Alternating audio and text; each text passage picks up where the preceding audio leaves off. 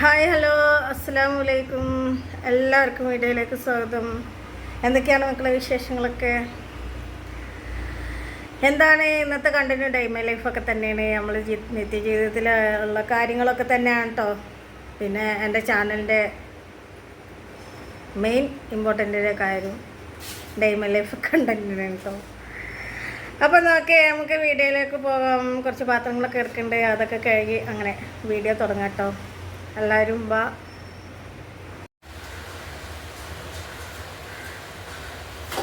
കുറച്ച് പാത്രങ്ങളൊക്കെ കഴുകാനുണ്ട്, അപ്പോൾ അതൊക്കെ കഴുകാണ് കേട്ടോ.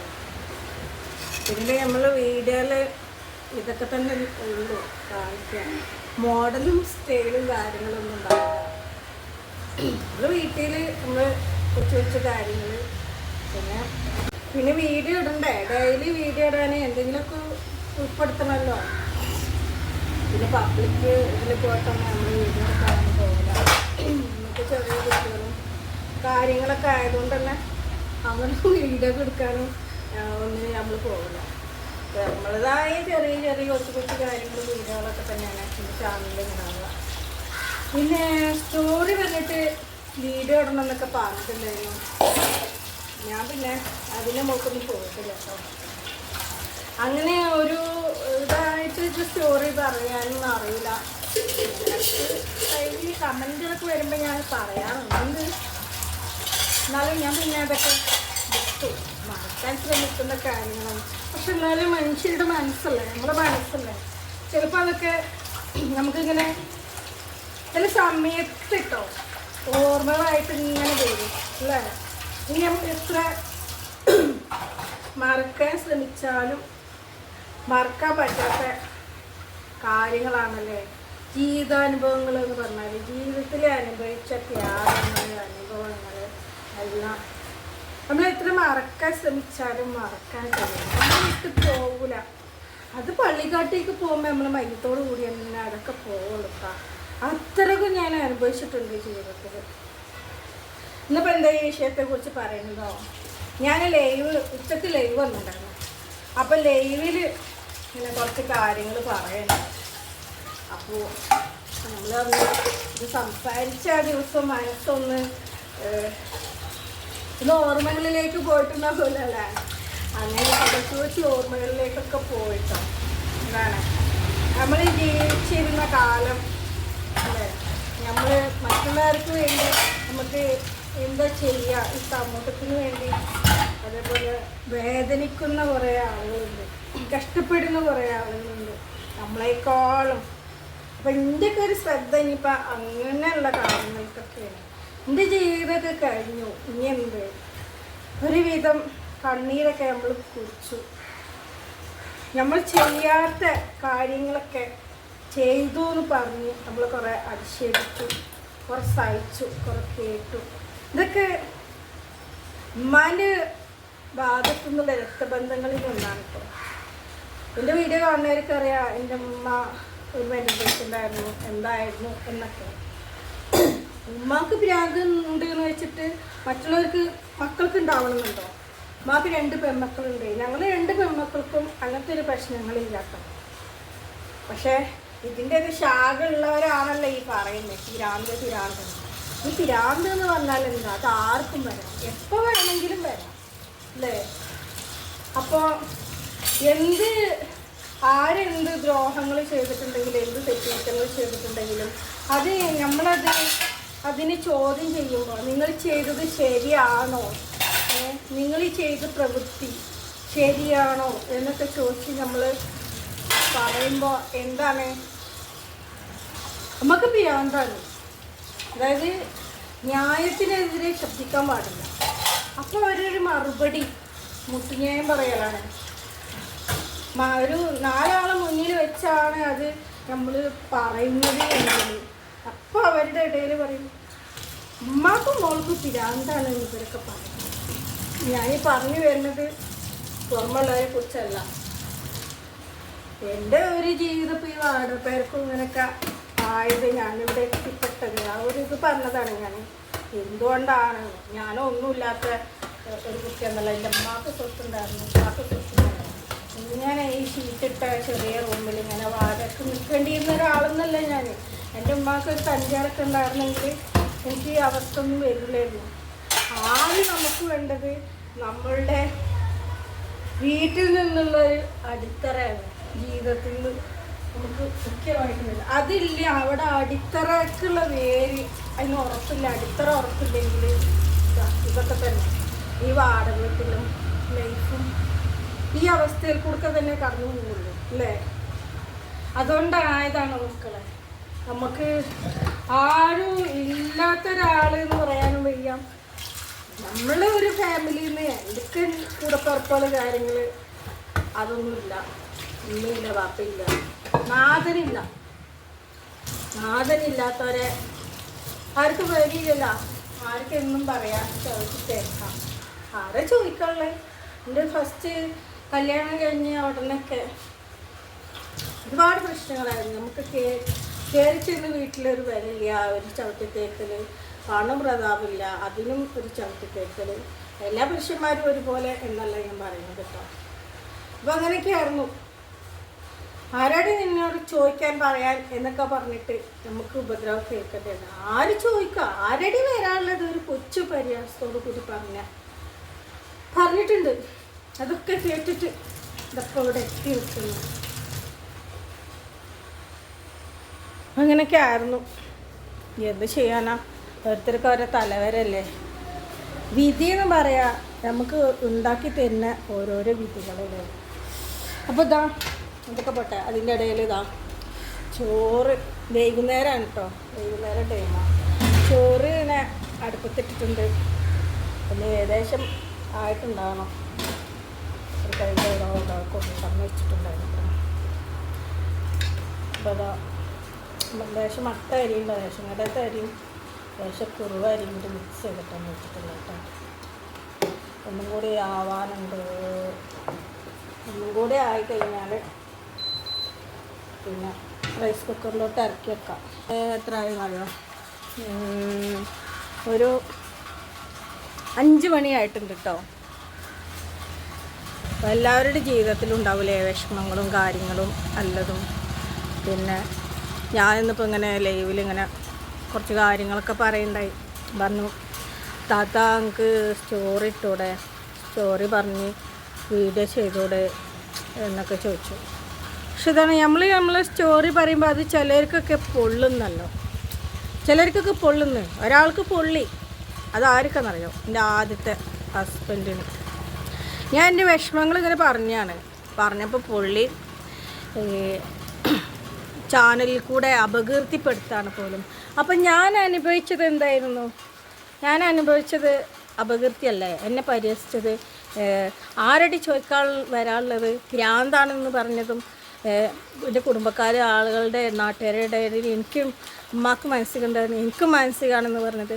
മാനസികമാണെന്ന് പറഞ്ഞിട്ട് എൻ്റെ കുഞ്ഞിനെ തട്ടിയെടുത്തത്, എൻ്റെ മോനെ തട്ടിയെടുത്തില്ലേ, എൻ്റെ മോനെ സ്വാധീനം പണത്തിൻ്റെ ബലം കൊണ്ട് എൻ്റെ അടുത്ത് നിന്ന് അകറ്റി നിർത്തിയില്ലേ, അതൊക്കെ ഞാൻ അനുഭവിച്ചില്ലേ. അതൊന്നും ഒന്നുമല്ല. അതിനൊന്നും എന്തെന്നാ ഏത് ഭാഷ പറയാം, അപകീർത്തിപ്പെടുത്തി ഞാൻ ചാനൽ തുടങ്ങിയിട്ട് അപകീർത്തിപ്പെടുത്താണ്. ഒരു പെണ്ണ് ജീവിതത്തിൽ അനുഭവിച്ച യാതനകളും വിഷമതകളോ അതിനൊന്നും പറയാനില്ല. ഞാനന്ന് അനുഭവിച്ചത് എൻ്റെ മുഖത്തൊക്കെ എത്ര അടിച്ചിട്ടുണ്ടെന്നറിയോ. ഞാൻ ഇതുവരെ ഇന്ന് ആരോടും പറഞ്ഞിട്ടില്ല. ആരടി ചോദിക്കാനുള്ള, ആരടി പറയാനുള്ളത്. ബാക്കി സ്വർണം കിട്ടണമെന്ന് പറഞ്ഞിട്ട് കുറേ ബഹളം ഉണ്ടാക്കി, കുറേ മധ്യസ്ഥക്ക് വെച്ച് ഇനി സ്വർണം വേണം, സ്വർണം കിട്ടിയത് പോരാ. എന്നിട്ടിപ്പോൾ എടുത്ത സ്വർണ്ണം ഇപ്പോൾ എവിടെ? വർഷം എത്ര കഴിഞ്ഞ് ഇപ്പോഴും നാളും മാനുണ്ടോ? എൻ്റെ സ്വർണം കയ്യിൽ വെച്ചിട്ടല്ലേ. എന്നിട്ടിപ്പോഴും നമ്മൾ പുച്ഛം. എൻ്റെ സ്വർണ്ണം എടുത്ത് എന്നെ ഇങ്ങനെ ആട്ടുതുപ്പും കേട്ട് ഞാൻ ജീവിച്ച്. എന്നിട്ട് ഞാനിപ്പോൾ ഇത്രയും വർഷങ്ങൾ കഴിഞ്ഞിട്ട് എൻ്റെ വിഷമങ്ങൾ എനിക്ക് ആരോടും പറയാനില്ല. എൻ്റെ വിഷമതകൾ ആരോടും എനിക്ക് പറയാൻ കൂടപ്പുറപ്പുകളും ഇല്ല, ഒരു നാഥനും ഇല്ല, പടച്ച റബ്ബിനോടല്ലാതെ. ഉള്ളു ഉരുകി ഞാൻ ഒരുപാട് കാലം കഴിച്ചു വിട്ട്.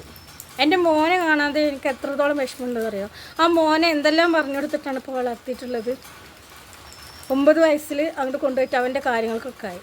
ആ മോനെ എന്നെ കാണാൻ പോലും അനുവദിക്കുന്നില്ല. എന്നെക്കുറിച്ച് മോശമായിട്ടുള്ള കാര്യങ്ങൾ പറഞ്ഞ് പഠിപ്പിച്ചു കൊടുത്ത് വളർത്തി മോനെ എൻ്റെ അകറ്റി വെറുപ്പിച്ച് വെച്ച്. ഇപ്പോൾ ചാനൽ തുടങ്ങിയിട്ട് എനിക്ക് തോന്നിയ മാതിരി ജീവിക്കുകയാണെന്ന് പറഞ്ഞു. എൻ്റെ ചാനൽ കാണുന്നവർക്കൊക്കെ അറിയാം, ഞാൻ ഇടുന്ന വീഡിയോസ് കാര്യങ്ങളെല്ലാം അറിയാം, കാണുന്നവർക്കൊക്കെ അറിയാം, എന്നെ അടുത്തറിയുന്നവർക്ക് അറിയാം ഞാൻ എങ്ങനെയാണ്, എന്താണ്, ഏതാണെന്ന്. എന്നെക്കുറിച്ച് ഇല്ലാത്ത കാര്യങ്ങൾ പറഞ്ഞ് അതൊന്നും അപകീർത്തിപ്പെട്ടു ഞാൻ അറിയുന്നുണ്ട്, കേൾക്കുന്നുണ്ട്. എൻ്റെ നാട്ടിലൊക്കെ എപ്പോഴും വരുന്നുണ്ട്, ഓരോരുത്തരോട് പറയുന്നുണ്ട് ഇല്ലേ.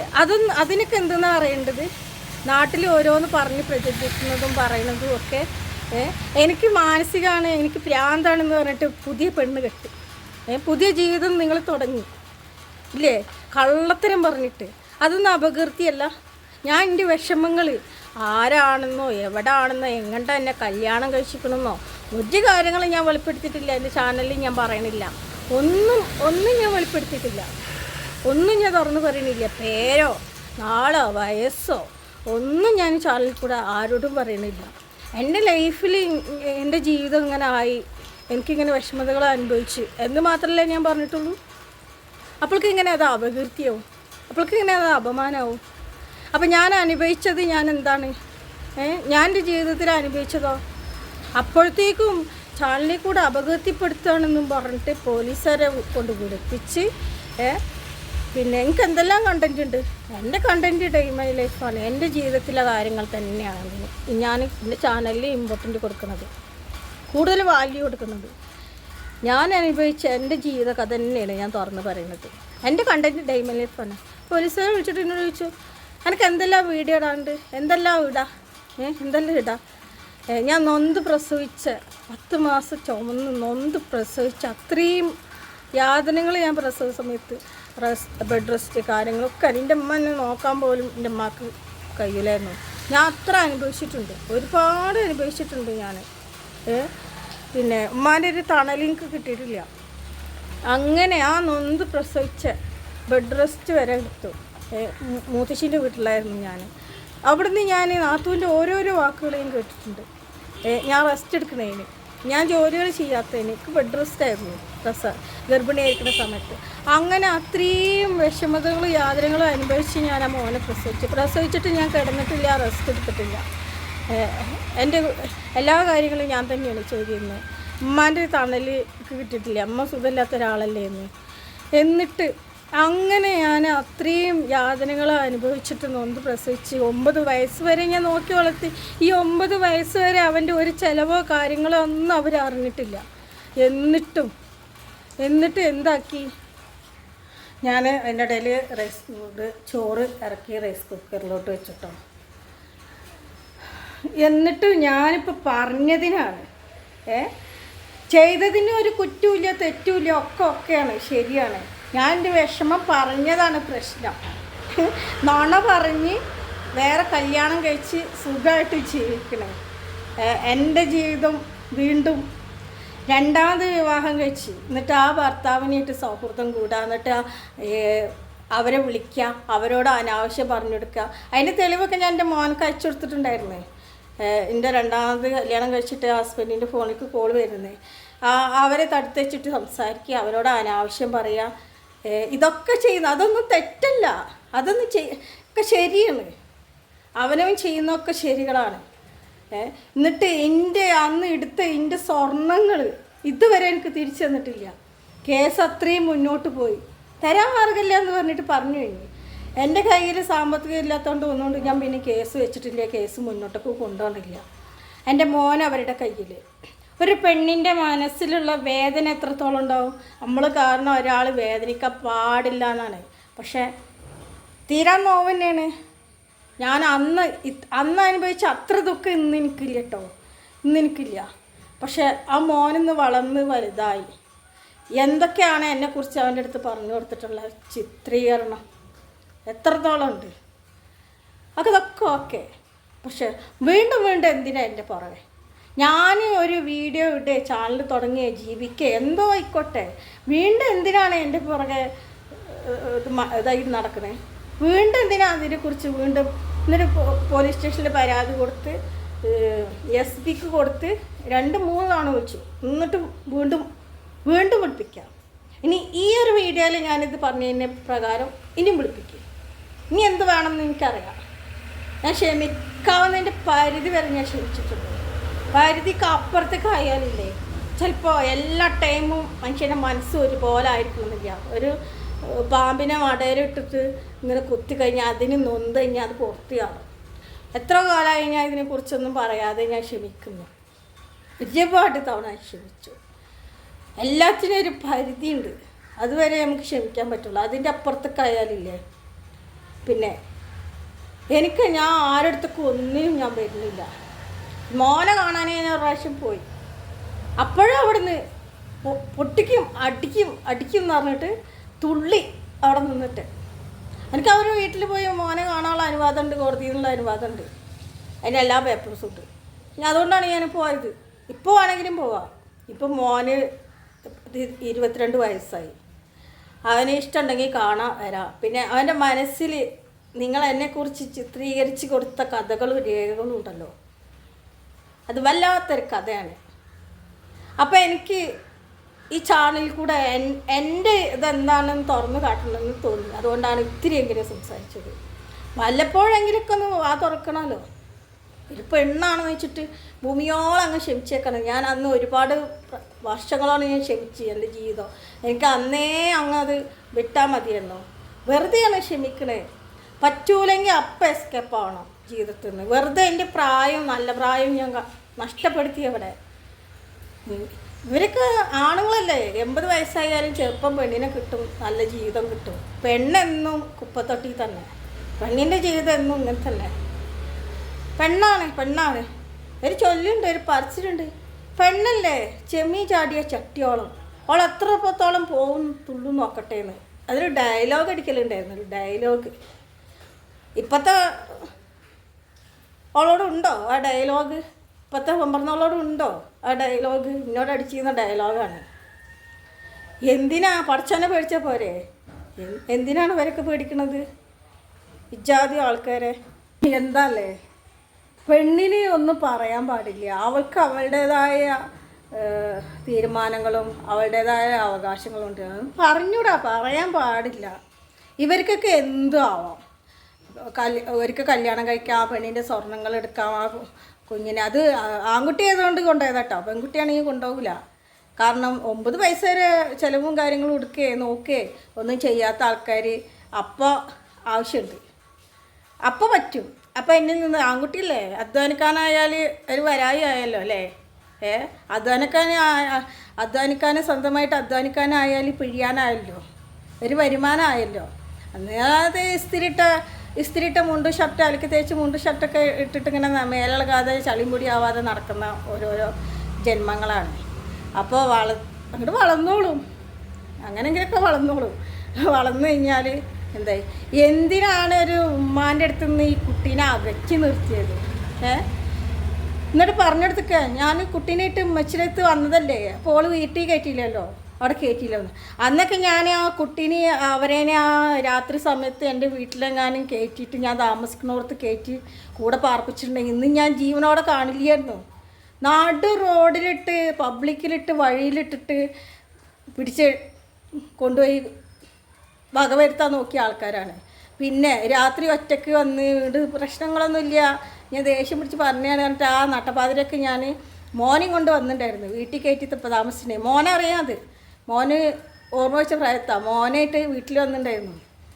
ആ പ്രശ്നങ്ങളൊക്കെ കഴിഞ്ഞ് പോലീസ് കേസും ഒക്കെ ആയതിൻ്റെ ശേഷം, കേസ് കോടതിയിലേക്ക് എത്തുന്നതിന് മുന്നേ കുട്ടീനെയും കൊണ്ടിട്ട് രാത്രി വീട്ടിൽ വന്നിട്ടുണ്ടായിരുന്നു. അന്നെങ്ങാനും ഞാൻ ആ കുട്ടീനെ കണ്ടാൽ വീട്ടിൽ കയറ്റുന്ന വിചാരം. അത്രയ്ക്ക് പൊട്ടത്തിയല്ല ഞാൻ. നിങ്ങളൊക്കെ വിചാരിച്ചാൽ പൊട്ടത്തിയാണെന്നോ? അന്ന് ഞാൻ ആ രാത്രി സുഖമില്ലാത്ത മാനസികമില്ലാത്ത ഉമ്മാക്കൊന്നിനും പ്രതികരിക്കാൻ പോലും വയ്യാത്തൊരു ഉമ്മ. ഒന്നിനും പറ്റൂല എൻ്റെ അമ്മാനെ. ഞാൻ വീട്ടിൽ കയറ്റിയിട്ട് എന്തെങ്കിലും ചെയ്തു പോയിട്ട് എൻ്റെ ജീവൻ നഷ്ടപ്പെട്ടതിന് ശേഷം പറഞ്ഞിട്ട് കാര്യമുണ്ടോ? ഞാൻ അന്ന് വീട്ടിൽ കയറ്റിയിട്ടുണ്ടെങ്കിൽ പൊന്നു മോനെ ഞാൻ അന്ന് ജീവനോടെ ഉണ്ടാവില്ലായിരുന്നു. സത്യമാണ് ഞാൻ പറയുന്നത്. ഇന്ന് അതുകൊണ്ട് ഞാൻ ജീവൻ കൊടുക്കുന്നുണ്ട്. മോനെ പിരിഞ്ഞ വിഷമല്ലേ റബ്ബ് കാണുന്നുണ്ട്. മോൻ എന്തെങ്കിലും തിരിച്ചറിവ് ആവുന്ന സമയത്ത് മോനെ നീ ചിന്തിക്കുക. ഞാൻ മനഃപൂർവ്വം മോനെ ഞാൻ പിരിഞ്ഞതല്ല. മനഃപൂർവ്വം ഞാൻ മോനെ ഞാൻ നിന്നെ പിരിഞ്ഞിരുന്നതല്ല. നീ എൻ്റെ കൂടെ വേണം തന്നെയായിരുന്നു ആഗ്രഹം. ഞാൻ അതുകൊണ്ടാണല്ലോ 9 വയസ്സ് വരെ ക്ഷമിച്ച് നിന്നത്. കേസും കൂട്ടക്കായ മോനെ നിന്നെ പിരിയേണ്ടി വരുമെന്ന് എനിക്ക് നല്ലോണം അറിയായിരുന്നു. അതുകൊണ്ടാണ് ഈ 9 വർഷക്കാലം ഞാൻ ക്ഷമിച്ച് ഒന്നിനും നിൽക്കാതെ നിന്ന്.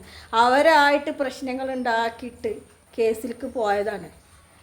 മനഃപൂർവ്വം പബ്ലിക്കിൽ വന്ന് തട്ടിക്കൊണ്ടുപോലും നാടകവും കുറേ ചെക്കന്മാർ അന്യ ആൺകുട്ടികളൊക്കെ വന്നിട്ട് പിടിയും വയലും കാറിൽ വലിച്ച് കെട്ടി കൊണ്ടുപോകലും പ്രശ്നങ്ങളൊക്കെ നടന്നിട്ടുണ്ട്. ഒന്ന് അന്വേഷിച്ചാൽ അറിയാൻ പറ്റും.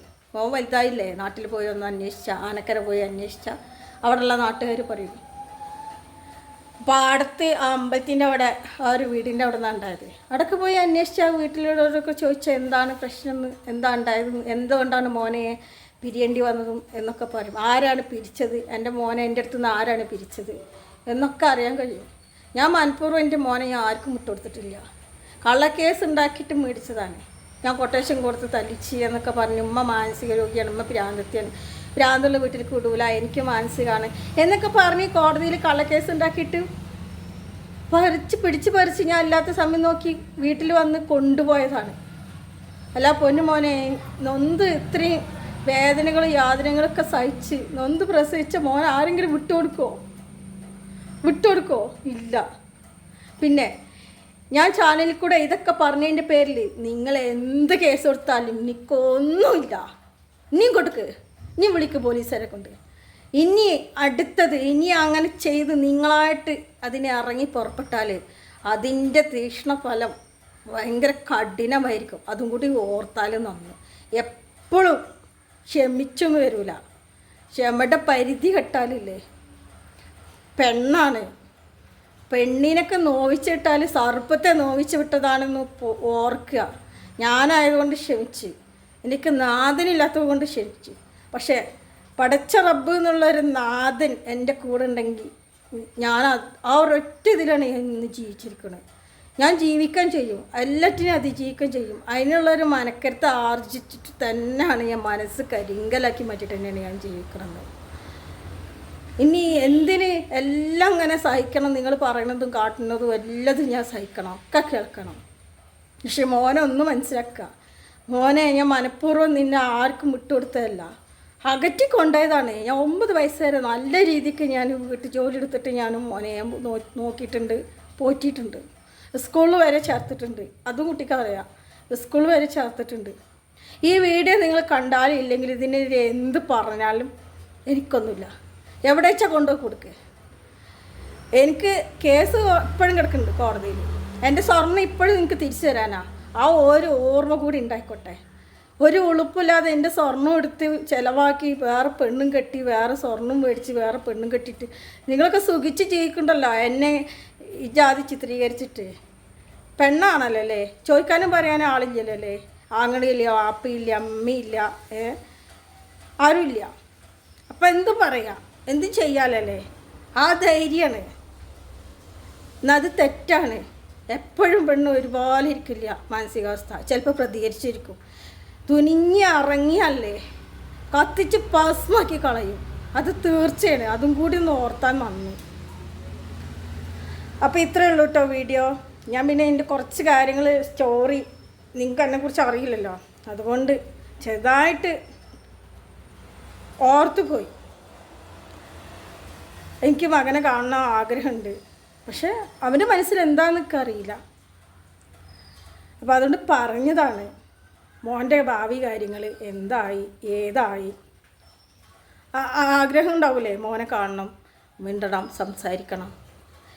നിങ്ങളൊക്കെ എത്ര കൂട്ടിലിട്ടാലും സത്യങ്ങൾ അതൊരു നാൾ പുറത്ത് വരുന്നേ ചെയ്യും, അത് തീർച്ചയാണ്. അപ്പോൾ ഇത്രയുള്ള വീഡിയോ. എല്ലാവരോടും ബൈ.